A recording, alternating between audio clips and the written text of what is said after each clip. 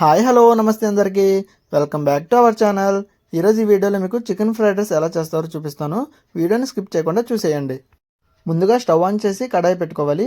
కడాయి అనేది ఈ విధంగా ఐరన్ అయి ఉంటేనే మీకు ఫ్రైడ్ రైస్ అన్న నూడిల్స్ అన్న పర్ఫెక్ట్గా అయితే వస్తుంది.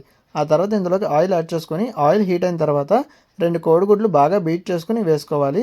ఆ తర్వాత 1 నిమిషం పాటు కలపకుండా వెయిట్ చేసినట్లయితే కోడిగుడ్డు ఈ విధంగా పొంగుతుంది. అప్పుడు మీరు ఇక్కడ నేను చూపిస్తున్న విధంగా కలుపుకుంటూ పెద్ద పెద్ద పీసెస్గా చేసుకుని కలుపుకున్నట్లయితే మీకు ఫ్రైడ్ రైస్ తింటున్నప్పుడు ఆ టేస్ట్ అన్నది తెలుస్తుంది. ఈ విధంగా కలుపుకుంటూ కోడిగుడ్డు ఫ్రై చేసుకున్న తర్వాత ఇందులోకి చికెన్ పీసెస్ అయితే వేసుకోవాలి. ఫ్రైడ్ రైస్లోకి చికెన్ బోన్లెస్ పీసెస్ ఎలా చేస్తారో మన ఛానల్లో షార్ట్ వీడియో అయితే పెట్టాను. తెలియని వాళ్ళు ఎవరైనా ఉంటే ఒకసారి చెక్ చేసి చూడండి.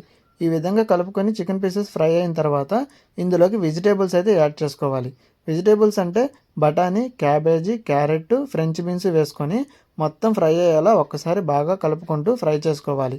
ఇదంతా మీడియం టు హై ఫ్లేమ్లో పెట్టి చేసుకోవాలి.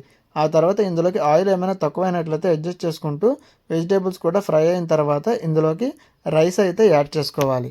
రైస్ వేసుకున్నాక వెంటనే కలిపేయకుండా ఇక్కడ నేను చూపిస్తున్న విధంగా ఉప్పు, కారం, పసుపు, గరం మసాలా, చికెన్ మసాలా వేసుకొని ఈ విధంగా మొత్తం కలిసేలా అయితే కలుపుకోవాలి.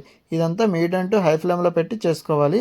ఈ విధంగా కలుపుకున్న తర్వాత ఇందులోకి కొద్దిగా వెనిగరు, కొద్దిగా సోయా సాస్ యాడ్ చేసుకోవాలి తప్పనిసరిగా.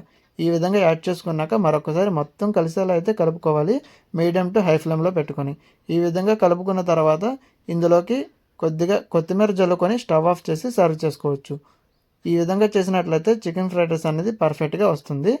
మన ఛానల్ని ఎవరైనా కొత్తగా చూస్తున్నట్లయితే ప్లీజ్ సబ్స్క్రైబ్ చేసుకుని వీడియో నచ్చితే లైక్ చేయండి.